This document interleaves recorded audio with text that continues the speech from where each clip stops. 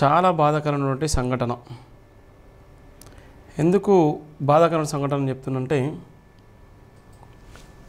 దేశము చిన్నపోయింది అనేటువంటి ప్రధాన వార్త జైవిన్ దినపత్రికలో రాయడం జరిగింది. ఆ ప్రధాన వార్త సారాంశము మనకు స్పష్టంగా అర్థమయ్యేటువంటి పరిస్థితి అర్థమైపోయింది. దేశము చిన్నపోయింది, దేశ ఆత్మగౌరవము అవమానపడింది.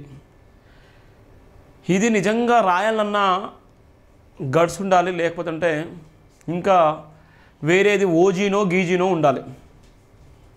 కానీ ఇవాళ ఉన్నటువంటి ఆర్ఎస్ఎస్ భావాజలం, ఈరోజు ఉన్నటువంటి భయంకరమైనటువంటి మత విద్వేషాలు, ఈరోజు ఉన్నటువంటి కులమత రాజకీయాలు ఈ దేశాన్ని సర్వనాశనం చేసేటువంటి ప్రయత్నంలో భాగంగా ఈ దేశ అత్యున్నతమైనటువంటి న్యాయస్థానాన్ని అధిగమించి అత్యున్నతమైనటువంటి న్యాయస్థానంలో కూర్చున్నటువంటి వ్యక్తి పైన అదే నల్లా కోటు వేసుకున్నటువంటి ఒక నకిలీ ఇవాళ దాడి చేసేటువంటి ప్రయత్నం చేస్తున్నారంటే ఎడిపోతుంది సమాజము, ఏమైపోతుంది సమాజము. భారతదేశంలో ఉన్నటువంటి 140 కోట్ల మంది భారతీయులారా, ప్రపంచవ్యాప్తంగా కుబేరుల స్థానంలో ఉన్నటువంటి ఆదాని అంబానీ, వాళ్ళు నడిపించేటువంటి మోడీ, కొద్దినన్న సిగ్గుతో తలదించుకోండి. మీ డబ్బులు ఈ బడుగు బలైన వర్గాలే కాదు, భారతదేశంలో ఉన్నటువంటి 140 కోట్ల మంది భారతీయుల సొమ్ము మీరు బతికి ఇవాళ మీరు అంతస్తులో ఈరోజు మీరు బిలీనియర్స్ ఇవాళ కావడానికి ఈ భారతదేశంలో నుండి సబ్బండ కులాల కష్టార్జితం. ఎక్కడ కూడా మీరు మాట్లాడరు, ఎక్కడ కూడా కనీసం ఒక చిన్న ట్వీట్ కూడా ఇవ్వలేరు. ఇవాళ సినిమా హీరోలు, ఇవాళ పొలిటికల్ లీడర్లు ఏం పీకనికి ఉన్నారు మీరు? ఒక అత్యున్నతమైనటువంటి న్యాయస్థానాన్ని అవమానపరిచినటువంటి ఒక అడ్వకేట్ అంటోడు ఒక బిఆర్ గవై పైన దాడి చేస్తే సిగ్గు శరాలు లేవా? బాలీవుడ్, టాలీవుడ్, హాలీవుడ్ ఇవాళ ఉన్నటువంటి బీసీలు, ఎస్సీలు, ఓసీలు ఏం పీకనికి ఉన్నారు మీరు? ఒక అత్యున్నతమైనటువంటి న్యాయస్థానాన్ని ఒక చీఫ్ జస్టిస్ మీద దాడి చేసి కొట్టేసి చెప్పులతో విసిరేసి బూట్కాలతో విసిరేసేటువంటి ప్రయత్నం చేస్తే ఈ దేశ ప్రధాని ఉన్నాడు, ఈ సెంట్రల్ గవర్నమెంట్ అమ్ముతీషా గిమ్తున్నారు. మీరు 100 రూపాయల కాయిన్ మీద భరతమాత ఫోటో, ఆర్ఎస్ఎస్ ఫోటోలు పెట్టుకొని సంబరాలు చేసుకుంటున్నారు. ఇలా ఉన్నటువంటి 100 సంవత్సరాల సందర్భంగా ఇలా గ్రామాలలో ఇలా కత్తులు పట్టుకొని, కటర్లు పట్టుకొని, ఇలా కర్రలు పట్టుకొని ఇలా కర్రసాం చేస్తున్నారు. ఎవరి కోసం మీరు చేసేది? ఏ రాజ్యాంగం కోసం మీరు చేస్తున్నారు?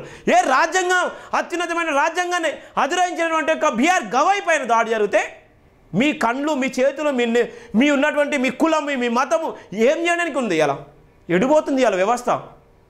ఇలా దళితులంటే అంత చిన్న చూపా? ఇలా బహుజనులు అంటే అంత చిన్న చూపా? వీళ్ళు ఓట్ బ్యాంకుగా మాత్రమే మీకు ఉపయోగపడతారా? ఓట్ బ్యాంకు రాజకీయాలకు మాత్రమే ఉపయోగపడతారా? వీళ్ళు ఓటేయకపోతే మీరు కూర్చున్న సీటు అది మీది కాదు కదా. నిజంగా సనాతన ధర్మము ఆర్ఎస్ఎస్ భావజాలం అయితే ఇవాళ నువ్వు కూర్చున్నటువంటి సీటు రాజ్యాంగానికి విరుద్ధం అనుకుంటే నువ్వు దిగిపో, రాజీనామా చేయి, నీకు దమ్ముంటే. చేతగాని దద్దమ్మలు మీరు పరిపాలిస్తున్నారు. ఒక బిఆర్ గవై పైన దాడి జరిగితే దేశం చిన్నపోయింది. ఒక్క నా కొడుకులు కూడా ఎవరు కూడా కనీసం స్పందించలేకపోతున్నారు. సిగ్గు శరాలున్నాయా? భారతదేశంలో ఉన్నటువంటి 140 కోట్ల మంది భారతీయులారా, సిగ్గు శరాలున్నాయా? ఎవరి మీద దాడి జరిగింది? భారత రాజ్యాంగం మీద దాడి జరిగింది. ఎవరి మీద హింస జరుగుతుంది? భారత రాజ్యాంగం మీద హింస జరుగుతుంది. భారత రాజ్యాంగం మీద ఉన్నటువంటి అత్యున్నతమైనటువంటి న్యాయస్థానాన్ని అధిరోహించినటువంటి ఒక చీఫ్ జస్టిస్ మీద దాడి జరిగితే ఉన్నటువంటి లాయర్స్ ఎందుకు రోడ్ల మీదకి రాలేకపోతున్నారు? ఎందుకు స్పందించలేకపోతున్నారు? అందరికీ న్యాయం చెప్పేటువంటి లాయర్లకే న్యాయం జరగకపోతే అత్యున్నతమైనటువంటి న్యాయస్థానాన్ని అధిరోహించినటువంటి ఒక చీఫ్ జస్టిస్ మీదనే దాడి జరిగితే ఇలా జబ్బలు జరుపుకుంటున్నారు? ఇలా ఎందుకు మాట్లాడలేకపోతున్నారు? ఎంత అవమానం! అది ఒక రాజ్యాంగం మీద జరిగినటువంటి దాడి కాదా? బిఆర్ గవాయి మీద దాడి జరిగిన దాడి రాజ్యాంగం మీద దాడి జరిగింది కాదా? ఎడిపోయింది సనాతన ధర్మం? ఏం చేస్తున్నారు? సనాతన ధర్మం జైభీం అట, సనాతన ధర్మమే వర్ధిల్లాలట, జైభీం అంటే వాళ్ళకు ఒళ్ళుమంట, నమో బుద్ధయ్య అంటే ఒళ్ళుమంట. ఎక్కడ నేర్చుకున్నారా యూజ్లెస్ ఫెలోస్? ఓన్లీ హిందువులు మాత్రమే ఓటేస్తే మీరు రాజ్యాంగాన్ని, హిందువులు మాత్రమే ఓటేస్తే ఇలా మీరు కూర్చున్న సీటు, ఇలా మీరు అనుభవించే సీటు, ఇలా మీరు చెప్పుకునేటువంటి నినాదము, ఇలా మీరు చెప్పుకునేటువంటి ఆర్ఎస్ఎస్ భావజాలం ఓన్లీ హిందువులు మాత్రమే ఓటేస్తే, హిందువులు మాత్రమే ఇలా నిలబడితే, హిందువులు మాత్రమే ఇలా మనుషులు పోతే, హిందువులు మాత్రమే పండించిన పంటలు ఇవన్నీ పండిస్తే ఇలా మీరు మాత్రమే అవన్నీ ఓన్లీ హిందువులు మాత్రమే తిన్నాయి. మీరుండి ఆ హిందువులు ఓటేస్తేనే మీరు బతికి, హిందువులు ఓటేస్తేనే ఇలా మీరు నిలబడి ఇలా గిల్డింగ్లు అన్నీ కట్టుకొని ఇలా మీ పదవులు అనుభవించి మీరు మాత్రమే బతున్నారా? ఇలా ఫ్లైట్ తోలేవాడేవాడు, రాకెట్ నడిపేవాడేవాడు, ఇలా ఉన్నటువంటి నీ భూమికి సాఫ్ చేసేవాడేవాడు, ఇలా రోడ్లు శుభ్రం చేసేవాడేవాడు, నీ దగ్గర పని చేసేవాడేవాడు, నీ దగ్గర ఉన్నటువంటి టైపిస్టులు ఎవరు, నీ దగ్గర పనిచేసే ఐఏఎస్ ఐపీఎస్లు ఎవరు, నీ హోటల్ పోతే నీకు సప్లై చేసే వాళ్ళు ఎవరు, నీ బట్టలు కుట్టే వాళ్ళు ఎవరు? ఇవన్నీ ఎవరు చేస్తున్నారు? నువ్వు పోయిన తర్వాత నీ టెంట్ తీసేసి సాఫ్ చేసే వాళ్ళు ఎవరు? ఓన్లీ హిందువులు మాత్రమే చేస్తున్నారా? హిందువులే వాళ్ళ జీవితాలు మరి మార్చేస్తారా? మరి ఈ దేశంలో ఉన్నటువంటి అత్యున్నత జనాభా కలిగిన హిందువులు మరి ఎందుకు వాళ్ళ జీవితాలు మారుతలేవు? ఒక హిందువు ఇంకో హిందువు దగ్గరికి ఎందుకు పోతలేరు?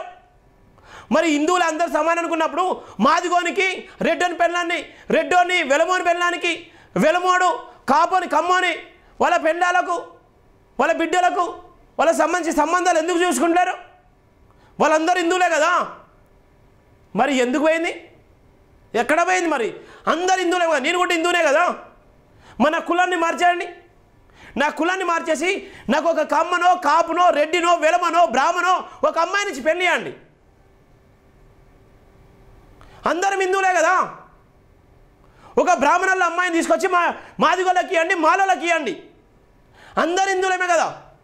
ఎందుకు చేసుకోవద్దు? హిందూ ధర్మమే కదా.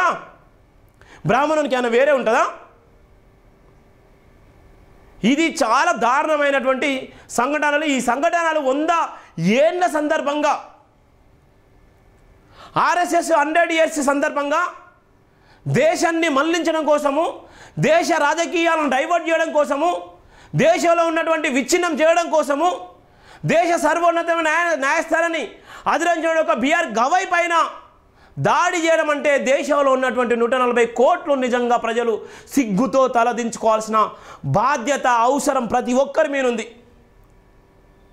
ఇలా ఎంత బాధాకరం అంటే అంత బాధాకరం.